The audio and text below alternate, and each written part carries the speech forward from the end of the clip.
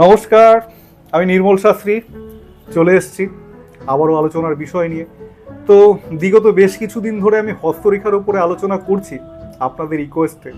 আর আমার অনুষ্ঠানের সার্থকতা তখনই যখন আপনারা জানান যে আমার অনুষ্ঠান আপনাদেরকে বেশ ভালোভাবে সাহায্য করছে আপনাদের নিজেদেরকে জানাবার জন্য। তো হস্তরেখা নিয়ে আমি আগে অনুষ্ঠান করতাম না, আপনাদের রিকোয়েস্টে এখন একটাই করার কারণ, সেটা হচ্ছে খুব সহজভাবে আপনারা নিজেদের ভাগ্যকে আপনারা কিভাবে জানতে পারবেন, বুঝতে পারবেন। তবে একটা কথা বলি যে হস্তরেখা কিন্তু একটা ভীষণ একটা বড় সাবজেক্ট, এর কিন্তু গভীরতা অনেক অনেক বেশি। একটা হস্তরেখা বা একটা হাত দেখে বিচার করতে গেলে কিন্তু আমাদের ছোট ছোট অনেক দিক, অনেক পয়েন্ট কিন্তু আমাদের দেখতে হয়, তার গভীরতায় গিয়ে আমাদের বুঝতে হয়। তো সেই প্রসঙ্গে কিন্তু আমি যাব না। আমি কিন্তু খুব সহজ উপায়ে, সহজভাবে আপনারা আপনাদের নিজেদের রেখাকে কিভাবে চিহ্নিত করতে পারবেন, কিভাবে আপনারা নিজেরা বুঝতে পারবেন যে আমার ভাগ্য কী প্রকার, সেইভাবেই কিন্তু আমি আপনাদেরকে বোঝাবার চেষ্টা করি মাত্র। তো আজকে যে রেখাটা নিয়ে আলোচনা করব, আমি বলবো প্রত্যেকটা রেখাই প্রত্যেকটা রেখার কাছে বড়। তবু আজকে যে রেখাটা নিয়ে আলোচনা, সেটা হচ্ছে আমাদের অর্থনৈতিক ব্যালেন্স, অর্থনৈতিক ভাগ্য। তো এখানে মূলত আমাদের হস্তরেখায় আমরা দেখেছি এই মণিবন্ধ থেকে শনির স্থানে যে রেখাটা যাচ্ছে, এটা কিন্তু হচ্ছে আমাদের ভাগ্যরেখা। এই ভাগ্যরেখা থেকেই কিন্তু আমরা বিশ্লেষণ করি যে আপনার ভাগ্য কি প্রকার হতে পারে। এখানে ভাগ্যর কথা বলতে গেলে আমাদের অনেক কিছুর কথাই বোঝায়, মূলত ভাগ্য মানে অনেক কিছু ভাগ্যের কথাই বলতে পারি, কিন্তু এখানে ভাগ্যরেখা বলতে প্রধানত আমাদের অর্থনৈতিক দিকটাকেই কিন্তু বোঝাবার চেষ্টা করছে। এই রেখা দেখেই কিন্তু আমরা বুঝতে পারবো আমাদের অর্থনৈতিক দিকটা কতটা স্ট্রং, বা আমি জীবনে কতটা অর্থ প্রাপ্তি করতে পারবো, এবং আমি আমার জীবনে সঞ্চয় কতটা করতে পারবো।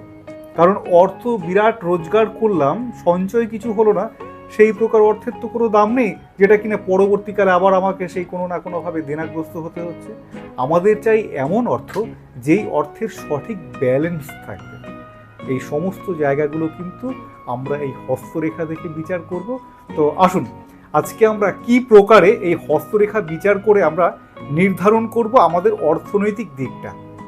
তো প্রথমত এই মণিবন্ধ থেকে যে প্রধান এই রেখাটা শনির দিকে সরাসরি উঠে যাচ্ছে, এটা হচ্ছে আমাদের ভাগ্যরেখা। এই রেখা যদি কোনো রকমভাবে বাধাপ্রাপ্ত না হয়, কোনো রকমভাবে ক্রস চিহ্ন যদি না থেকে সরাসরি গিয়ে এখান দিয়ে একদম শনি স্থান পর্যন্ত গিয়ে পৌঁছায়, তাহলে আমরা কিন্তু বলবো উত্তম ভাগ্য। এরা কিন্তু জীবনে এরা খুব একটা এদের স্ট্রাগল করতে হয় না, এরা কিন্তু খুব সহজে, খুব সহসা কিন্তু এরা অর্থ প্রাপ্তি কিন্তু করতে পারে। এদের অর্থনৈতিক দিকটা কিন্তু খুব সচ্ছল হয় এই শনি স্থানে মণিবন্ধ রেখাটা যদি স্ট্রেট চলে যায়। কিন্তু এই রেখাটাই যদি আবার কোনোভাবে সার্টান অর্থাৎ শনি স্থানকে টাচ করে, তাহলেও কিন্তু খারাপ। আপনাদের হাতে আপনারা মিলিয়ে নিন, এই ভাগ্যরেখা যদি স্ট্রেট উঠে গিয়ে আপনার শনি স্থানকে টাচ করে, তখন কিন্তু আপনার নানা প্রকারে কিন্তু দরিদ্রতার শিকার আপনাকে হতেই হবে। তার মানে একটা রেখার কিভাবে একটা স্থানে আটকে যাওয়া কত শুভ, আরেকটা স্থান তার থেকে একটু উপরে যাওয়া, ওপরে উঠে যাওয়া কতটা অশুভ, এটা একটা গেল। তারপরে এই রেখার মধ্যে আপনি দেখবেন অনেক কাটাকুটি থাকতে পারে, অনেক রকম ছোট ছোট আপনার কাটাকুটি রেখা থাকতে পারে। আপনি তার মধ্যে দেখবেন যে কোনো প্রকার ক্রস চিহ্ন এই রেখার ওপরে অঙ্কিত কিনা, বা কোনো সময় এই ক্রস চিহ্ন আপনার ওই সেই রেখার ওপরে এসছে কিনা। যদি এসে থাকে, আপনি জানবেন আপনার জীবনে সেই সময় বিরাট রকম একটা কিন্তু অর্থ ক্ষয় বা অর্থ ক্ষতি কিন্তু আপনার হবে হবে হবেই। এটা আপনি মিলিয়ে নিন। আবার এই রেখা যদি বারবার কোনো রেখা দ্বারা বাধাপ্রাপ্ত হয়, অর্থাৎ অনেক রেখা যদি এইভাবে পরপর পরপর কেটে যায়, তাহলে কিন্তু আপনার জীবনে অর্থনৈতিক স্ট্রাগল আপনাকে শেষ জীবন পর্যন্ত কিন্তু আপনাকে পিছু ছাড়বে না। আপনাকে শেষ জীবন পর্যন্ত কিন্তু অর্থনৈতিক স্ট্রাগল, এই সংগ্রাম কিন্তু বেঁচে থাকার লড়াইয়ের জন্য যে অর্থের প্রয়োজন, সেই অর্থের সংগ্রাম কিন্তু আপনাকে শেষ পর্যন্ত কিন্তু আপনাকে করে যেতেই হবে। এমন নয় যে শেষ জীবনে আপনি একটু স্বচ্ছন্দ জীবন যাপন করলেন, পর্যাপ্ত একটা অর্থ আপনার মতন করে রয়েছে, এটা কিন্তু কখনোই হয় না। আপনাদের যতদিন ততদিন কিন্তু আপনাদের কর্ম করেই খেতে হয়। এই একাধিক যদি রেখা, ভাগ্যরেখার উপরে যদি এইভাবে আড়াআড়িভাবে কেটে যায়, সেটা কিন্তু আমরা হস্তরেখায় খুব একটা সুপ্রসন্ন ভাগ্যরেখা হিসেবে কিন্তু আমরা কখনোই বিবেচিত করি না। এই ভাগ্যরেখায় যদি কোনোভাবে, দেখুন আমি এর আগে কয়েকটা অনুষ্ঠানে বলেছিলাম যে কোনো রেখার ওপরে জপ চিহ্ন থাকা কিন্তু মোটেই ভালো নয়, কিন্তু এই ভাগ্যরেখায় একটা জিনিস মাথায় রাখবেন, এই রেখা স্ট্রেট উঠছে, এটা হচ্ছে হৃদয় রেখা, এটা হচ্ছে শিরোরেখা। এই রেখা মাঝখান দিয়ে ক্রস করে গেল, তার মধ্যে যদি জপ চিহ্ন থাকে, অর্থাৎ অর্ধাকার কোনো চন্দ্রের যদি সিম্বল থাকে এইরকম, তখন জানবেন সেই জাতক বা জাতিকা জীবনে কখনো না কখনো অপ্রত্যাশিতভাবে ফাটকা অর্থ সে পাবেই। আপনি মিলিয়ে নিন, আপনার যদি চেনা পরিচিত কেউ থাকে, হঠাৎ করে সে বিরাট কিছু অর্থের মালিক হয়ে গেছে, লটারিতে পেয়েছে বা যে কোনো প্রকারই হোক না কেন, তার জানবেন এই মণিবন্ধ থেকে ভাগ্যরেখা স্ট্রেট যে উঠছে, এই হৃদয় রেখা শিরোরেখার মাঝখানে কোনো না কোনোভাবে অর্ধবৃত্ত আকার একটা কিন্তু রেখা থাকবেই। তাহলে কিন্তু জীবনে আপনি অপ্রত্যাশিতভাবে অর্থ উপার্জন বা ফাটকা বা লটারিতে আপনি অর্থ পাবেন, এটা একদম নিশ্চিত। এটা কোন সময় পাবেন সেটাও কিন্তু নির্ধারণ করা যায় হস্তরেখার মাধ্যমেই। সেটার জন্য আমি যেটা প্রথমেই বললাম যে আমি খুব বেসিক দিকগুলো আপনাদের বলবো, খুব জটিলতার দিকে যাব না, কারণ হস্তরেখা একটা বিরাট বড় সাবজেক্ট, এর গভীরতা কিন্তু অনেক বেশি। আপনি আজকে জেনে নিন যে কি ধরনের রেখার প্রকারে কি কি হতে পারে, এটা একটা গেল। এইবার তার সাথে আরেকটা দিক জানবেন যে আপনি জীবনে কখনোই দেনা থেকে মুক্তি আপনি পাননি। আপনার সব সময় আপনি আপনার কর্মজীবনে যেদিন থেকে এসছেন সেদিন থেকে আপনার দেনা কিন্তু আপনার কখনো পিছু ছাড়েনি। আজকে আপনি কোটিপতি, কিন্তু তাও আপনার কিন্তু মাথায় দেনা কিন্তু আপনার সব সময় রয়েছে। দেনা থেকে আপনি কখনো কিন্তু নিজেকে মুক্ত করতে পারেননি। এক্ষেত্রে কি হবে, কি ধরনের রেখার ইন্ডিকেট করছে? এই যে বললাম কোটিপতি হয়েও দেনা, এদের অর্থনৈতিক দিকটা কি হয়, খুব আপ অ্যান্ড ডাউন, আর এদের কিন্তু দেনা কখনোই পিছু ছাড়ে না। এরা কিন্তু শেষ জীবনে অর্থনৈতিক কষ্টও কিন্তু পায়। একটু বড় করে বললাম, এই রেখাটার আরও অনেক সুন্দরভাবে বোঝানো যায়। তো আমি আজকে বোঝাবার চেষ্টা করি যে এই যে অর্থনৈতিক ব্যালেন্স না থাকা, সারা জীবন দেনাগ্রস্ত থাকা, সেটা কিভাবে বুঝবেন। এই রেখা, এই মণিবন্ধ থেকে এই রেখা স্ট্রেট এইখানে গিয়ে যদি কোনোভাবে আপনার রবি স্থানের দিকে, এই রেখাটা এইভাবে গিয়ে যদি কোনোভাবে রবি স্থানে চলে যায় এবং সেই রেখাটা রবি স্থানে গিয়ে যদি দুটো ভাগ হয়ে যায়, মাথাটা যদি ভাগ হয়ে দুটো দিকে চলে যায়, তখন কিন্তু এইরূপ সমস্যা হবেই। আপনার জীবনে কিন্তু কখনো আপনি দেনা থেকে আপনি বেরিয়ে আসতে পারবেন না। আপনার সারা জীবন কিন্তু আপনার দেনা আপনাকে পিছু ছাড়বে না। এটা কিন্তু আপনি খুব পরিষ্কারভাবে জেনে নেবেন, মিলিয়ে নিন। আবার এই রেখা যে সবার স্ট্রেট একদম শনি স্থান পর্যন্ত আসতে হবে তা নয়। অনেক সময় দেখা যায় এই রেখা ছোট কিন্তু তার গভীরতা অনেক বেশি। অনেক রেখা থাকে খুব গভীর হয়, এই রেখাগুলো তো আমরা দেখছি খুব হালকাভাবে, কিছু রেখা থাকে খুব গভীর হয়, কিন্তু বেশি গভীর রেখা হওয়া কখনোই ভালো নয়। কিন্তু এই ভাগ্যরেখা যদি আপনার ছোট হয় এবং সেই রেখা যদি খুব গভীর হয়, তাহলেও কিন্তু আপনার ভাগ্য সুপ্রসন্ন আপনি জেনে থাকবেন। আবার এটাও হয় যদি এই মণিবন্ধ থেকে একমাত্র একটি রেখাই উঠেছে, এখান থেকে দুটো রেখা আপনার ওঠেনি, একটি মাত্র রেখা উঠে সেখান থেকে একটা আপনার ভাগ্যরেখা আরেকটা আপনার শরীর স্বাস্থ্য হেলথ রেখা, সেটা আপনার গেছে। এক্ষেত্রে এই যে দুটো ভাগ হয়ে গেল, যেই একটা মণিবন্ধ থেকে রেখা উঠে দুভাগ হয়ে গেছে দুদিকে, যেইখানে ভাগ হয়েছে সেইখানে যদি কোনো রকমভাবে বক্স স্কোয়ার কোনো চিহ্ন সিম্বল থাকে, সেটাও কিন্তু সৌভাগ্যবান। সেই ব্যক্তিও কিন্তু অত্যন্ত ধন সম্পত্তির মালিক কিন্তু হতে পারে। আবার লেবার ক্লাস হাত, যারা সারা জীবন মানে অ্যাকচুয়ালি এই সমস্ত ভালো লাগে না বলতে, তবুও বলি যে এখানে আবার অনেক রকম ব্যাপার আছে, যে কঠিন হাত, সরল হাত, চৌকো হাত, ত্রিভুজ হাত, স্কোয়ার হাত, প্রদীপ হাত, এই রকমভাবে হাতের কিন্তু অনেক রকম গঠন হয়। তার মধ্যে এক প্রকার হাত হয় যেটা হচ্ছে লেবার হাত, আমরা বলি যে এরা কুলি কামারির কাজ করবে, এদের হাতের গঠন কিন্তু হয় আলাদা।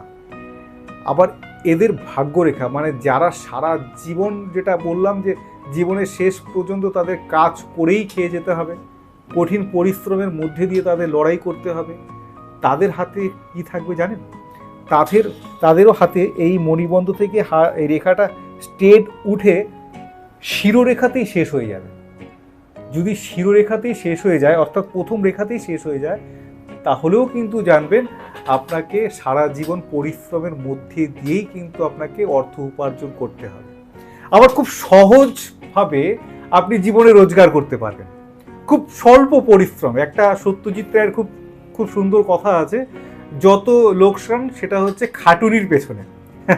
আপনি যত বেশি খাটবেন তত বেশি আপনার লোকসান, লস। তার মানে খুব সহজ পথে উপার্জন, সেটা কারা করবে, সেটা কিভাবে বুঝবেন? আপনার জীবনে বড় বড় আকাঙ্ক্ষা, যে আমি বেশি খাটবো না, আমি এই করব ওই করব, আপনার জীবনে বড় বড় উচ্চ বিলাসা, যে আমি এই খুব পথে ওই পথে খুব সহজ পথে আমি লাখ লাখ টাকা কোটি কোটি টাকা রোজগার করব। আরে বাবা, আমরা যেটা চাইলেই তো সেটা হয় না। আমাদের জীবন তো শুধু চাওয়ার মধ্যেই সীমাবদ্ধ নেই। আমরা যদি যেটা চাইতাম সেটাই পেতাম, তাহলে তো জীবনটা অনেক বেশি সহজ হতো, কিন্তু সেটা তো হয় না। তো এই যে খুব সহজে অর্থ প্রাপ্তি, খুব কিছু মানুষ থাকে খুব সহজে অর্থ উপার্জন করে। একটা মানুষ আপনি দেখতে পাচ্ছেন, ভোর সে 7টার সময় বাড়ির থেকে বেরোচ্ছে, রাত্রি 10:30টায় ঢুকছে, সারা মাস গাধার খাটুনি খেটে সে দেখা গেল 15,000 20,000 টাকা সে স্যালারি নিয়ে বাড়িতে ঢুকছে। আবার কিছু মানুষ দেখবেন দুপুরবেলা ঘুমোচ্ছে, বিকেলবেলা গলায় পাউডার দিয়ে একটু বেশ টিপটপ থেকে খুব হালকা ফুলকা কাজের মধ্যে সে কিন্তু প্রচুর টাকা খুব সহজে আর্নিং করতে পারছে। এই যে সহজে আর্নিং করা, এটা কিভাবে বুঝবেন?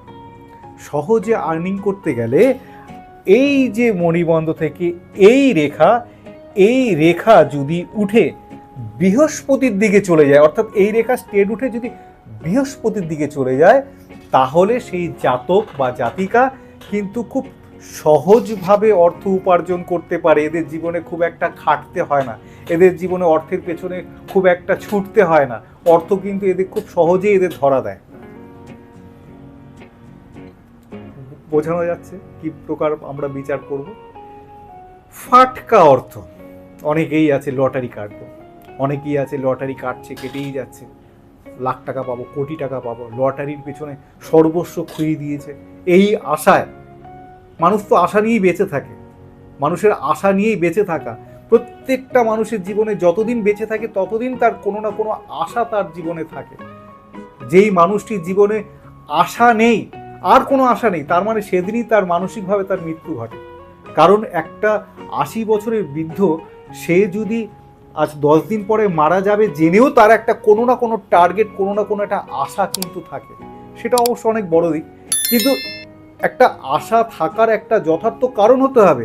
আপনি যদি মনে মনে ভাবেন যে আমি লটারি কাটছি, হঠাৎ করে লাখপতি কোটিপতি হয়ে যাব, চাইলেই তো সেটা হওয়া যায় না। প্রচুর লোক লটারি কাটছে, অ্যাকচুয়ালি আপনার লটারিতে অর্থপ্রাপ্তির যোগ আছে কি না, এটাকে আপনাকে কিভাবে দেখতে হবে। এটা কিন্তু একটা খুব ইম্পর্টেন্ট জিনিস। না হলে অযথা অর্থ নষ্ট করে আপনি লটারি দিনের পর দিন কাটছেন এই আশায়, তাতে আপনার যেইটুকু ছিল সেইটুকুও গেছে। সেই সময়টা আপনি যেইটুকু কাজ করতে পারতেন, আর্নিং করতে পারতেন, সেটাও আপনি করেননি। আপনি এই জানেন যে আমি লাখপতি হব, এই জানেন আমি কোটিপতি হব, অবশেষে সব কিছু হারিয়ে আপনি কিন্তু একদম নিঃস্ব, আপনার সুসাইড করার মতন অবস্থায় এসছে, এক্ষেত্রেও বলবো, আমি যেটা বলি সব সময় আপনার ভাগ্যে এটা আছে তো, যদি থেকে থাকে তবেই আপনি সেটার দিকে ছুটুন, ভাগ্যে থাকতে হবে।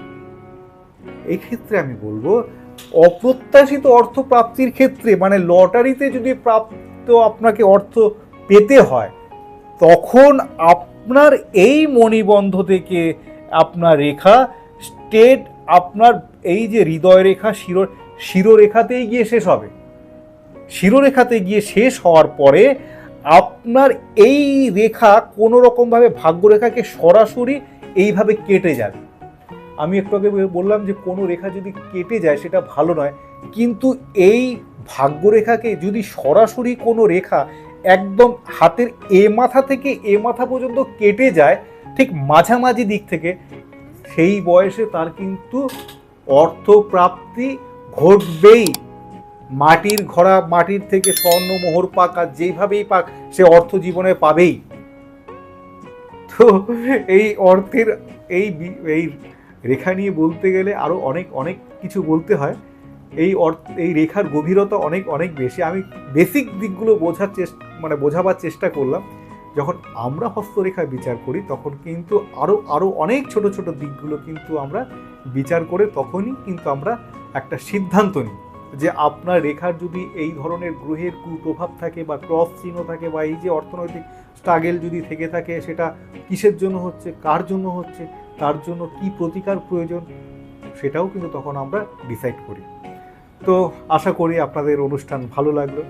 তো রেখা নিয়ে বলতে গেলে আমি বলি যে বিভিন্ন রকম প্রকারের রেখা হয়। আমি প্রধান রেখাগুলোর কয়েকটা কথা বললাম মাত্র, কিন্তু এই হস্তরেখার ভূমিকা কিন্তু প্রত্যেকটা ক্ষেত্রে, যেটা বিয়ের ক্ষেত্রে বললাম, প্রণয়মূলক ক্ষেত্রে বললাম, যেটা অর্থনৈতিক, এখানে চাকরি করবেন না ব্যবসা করবেন, চাকরি হলে কি প্রকার, ব্যবসা হলে কি প্রকার ইত্যাদি, আপনার সন্তান যোগ, আপনার সন্তান আছে কিনা, সন্তান হলে কোন সময় হবে, আপনার জীবনে সন্তান একটি বা একাধিক, সেটাও কিন্তু হস্তরেখা দেখে আমরা সিদ্ধান্ত নিতে পারি, আমরা বিচার করতে পারি। হস্তরেখার মাহাত্ম্য কিন্তু অনেক অনেক বেশি। তো আশা করি অনুষ্ঠান সবার ভালো লাগলো। আপনারা কমেন্ট বক্সে জানাবেন আপনাদের এই অনুষ্ঠান সম্বন্ধে আপনাদের মতামত। যদি প্রয়োজন পড়ে নিশ্চয়ই প্রশ্ন করবেন, আমি সাধ্যমতো, সবাই জানেন আমি আপনাদের প্রশ্নের উত্তর দেওয়ার চেষ্টা করি। আজকের মতো এই পর্যন্তই, নমস্কার।